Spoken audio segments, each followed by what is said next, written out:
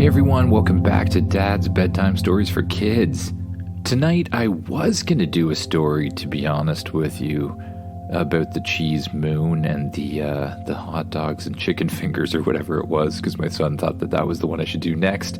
But then I realized it was super close to the holiday season, and I had a couple holiday-related suggestions, which are kind of timely, so I have to do them first. This first time was a bedtime storytime idea from Curtis and Scott from California. So for those of you who don't know what bedtime storytime is, that's where I work with, I work with artificial intelligence to have a bedtime story made up for us that I then read and sometimes change a little bit. So I'll work with my good friend Spaceship here and get one of those things created. So, Spaceship, create a bedtime story about a gingerbread cat that goes on a Christmas tree and knocks all of the ornaments off and stuff like that. My friends from California want that to happen. Outline for a bedtime story: The Gingerbread Cat's Christmas Adventure. Wow, that's a good outline. Yeah, write that thing. I'll begin writing the story in parts. Let's start with the introduction. All right, thanks, Spaceship. That's awesome. And, I'll leave out all the other parts about Spaceship talking to me. And while I do, you get as comfy as you can in that bed, close your eyes, and imagine yourself doing what the kid in the story does. Now here we go with the Gingerbread Cat's Christmas Adventure. In a snug little house on the corner of Holly Lane, where the snowflakes danced like tiny ballerinas in the winter air, the Smith family was on their throes of Christmas preparation. The aroma of cinnamon and nutmeg wafted through the house, mixing with the pine scent of the splendidly decorated Christmas tree.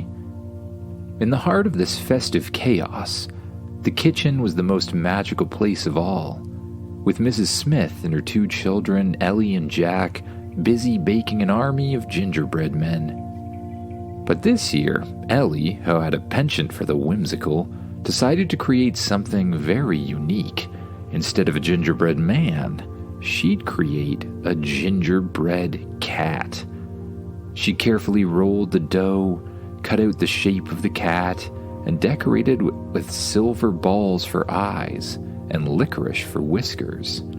Little did she know, as she placed her creation in the oven alongside the gingerbread men, that a sprinkle of Christmas magic was about to change everything. As the oven timer dinged, the gingerbread cat, named Ginger by Ellie, was the first to be taken out. But the moment Mrs. Smith placed it on the cooling rack, something strange happened. Ginger twitched a little licorice whisker, blinked his silver eyeballs, and with a graceful leap, landed on the kitchen floor, very much alive.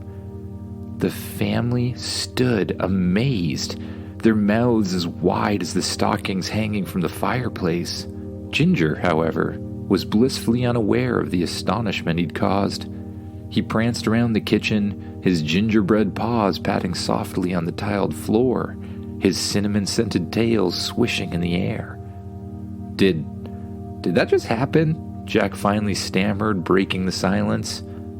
"Christmas magic," whispered Ellie, her eyes shining with wonder. And so, with the family's bewildered eyes following his every move, Ginger began his extraordinary Christmas adventure. With his newfound life and curiosity, Ginger wasted no time. He scampered through the living room where the grand Christmas tree stood, covered in all sorts of twinkling lights, shiny baubles, and strands of glittering tinsel. To Ginger, it just looked like a splendid playground. Without a moment's hesitation, he leapt into the tree, climbing higher and higher. The tree swayed precariously under his weight as ornaments clinked and clattered, some falling like sparkling stars onto the soft carpet. Up in the branches, Ginger felt like the king of a glittering kingdom. He batted at a shiny red bauble, watching it swing wildly. Then, with a mischievous glint in his eyes, he pounced on a string of tinsel, sending a cascade of decorations tumbling down in a colorful shower. Downstairs, the Smiths could only watch in bemused horror as their beautifully decorated Christmas tree became the scene of a festive fiasco. Baubles bounced, bells jingled, and the star atop the tree wobbled dangerously. Just as Ginger reached the top, his paws brushed against the golden star. With a dramatic wobble, it toppled over, taking Ginger on a comical ride down entangled in tinsel and fairy lights. He landed with a soft puff on a pile of cushions, looking quite pleased with himself. The family couldn't help but laugh at the sight. Their Christmas tree must have been in disarray, but the joy and laughter Ginger brought were worth more than any decoration could be. As the family set about redecorating the tree, a new challenge emerged. Rufus, the family's large, slobbery, and somewhat clumsy dog, had finally noticed the gingerbread cat. With a bark that seemed to say, "Play with me," Rufus bounded towards Ginger. Ginger, with the agility only a gingerbread cat could possibly possess, leaped away, leading Rufus on a merry chase through the house. They dashed under the dining table, around the living room, and up the stairs, with Rufus's tail wagging wildly and Ginger's cinnamon-scented tail flicking just out of reach. In a scene that could have been straight out of a Douglas Adams novel, the chase was filled with comical near misses and slapstick antics. Ginger, narrating his own adventure in his head, gave witty commentary. The noble canine, a majestic creature, easily outwitted by a biscuit with legs. Finally, after leading Rufus on a dizzying dance, Ginger found his escape. He darted into the attic, slipping through a small opening just big enough for a gingerbread cat. Rufus, too large to follow, was left whimpering softly, his adventure cut short. In the attic, Ginger caught his breath, his heart still racing with excitement. It was then that he noticed something unusual.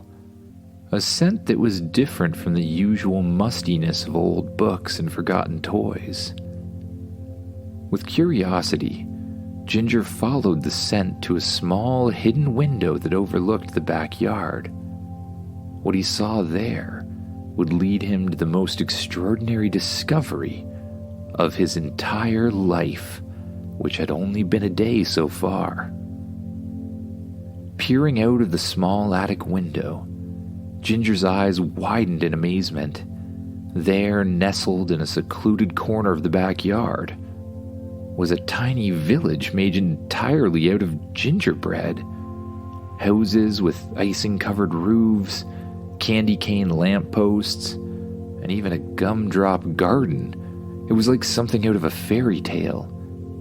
Without hesitation, Ginger found his way outside and scampered toward the village. As he entered, he was greeted by the sight of gingerbread people bustling about, preparing for what appeared to be a festive celebration. The gingerbread villagers were astounded to see Ginger. Never before had they seen a gingerbread cat, especially one so full of life and mischief. Most people tended to make gingerbread people when the Christmas magic hit, but not this cat. They welcomed him with open arms, introducing him to their quaint little community. Ginger met a large variety of characters, each more whimsical than the last. There was Mrs. Sugarplum, the village baker, whose laughter was as sweet as the treats she made. Mr. Peppermint, the oldest gingerbread man in the village, full of stories and wisdom.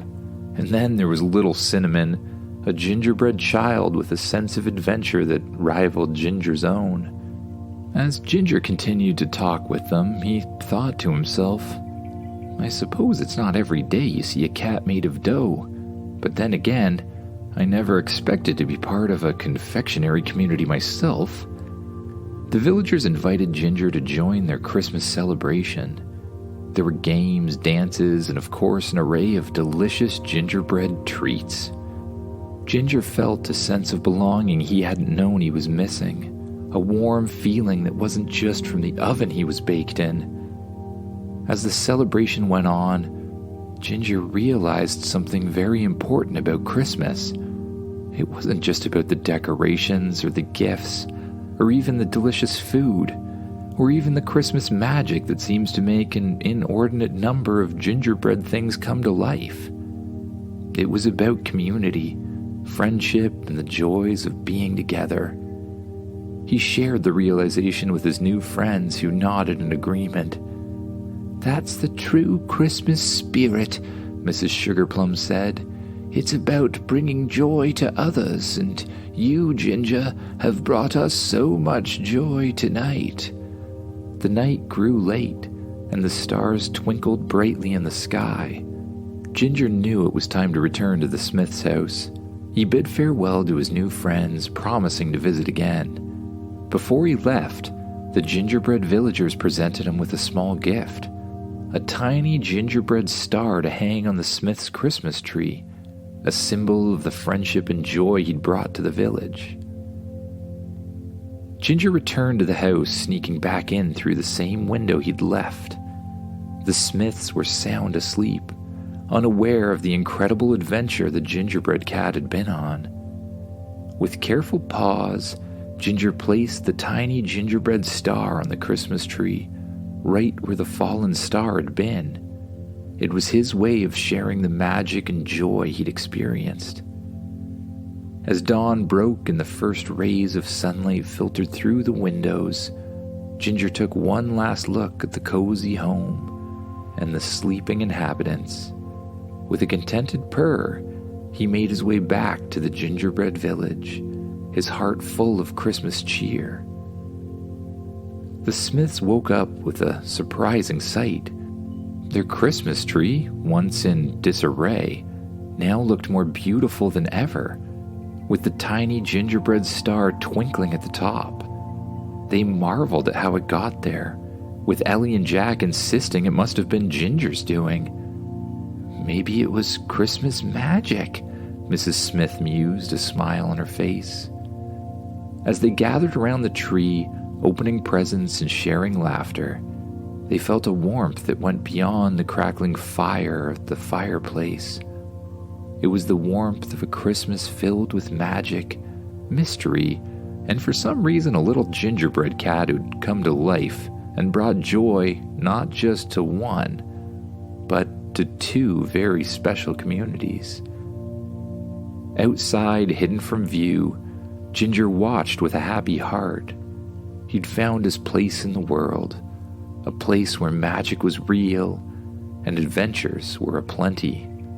And every Christmas, he'd return, a guardian of joy and a symbol of the festive spirit that lived in everyone's heart. And with that, the story of the gingerbread cat's Christmas adventure comes to an end. So just lay back in your bed,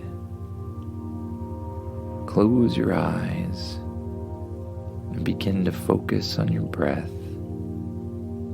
Just noticing as your breath goes in and out.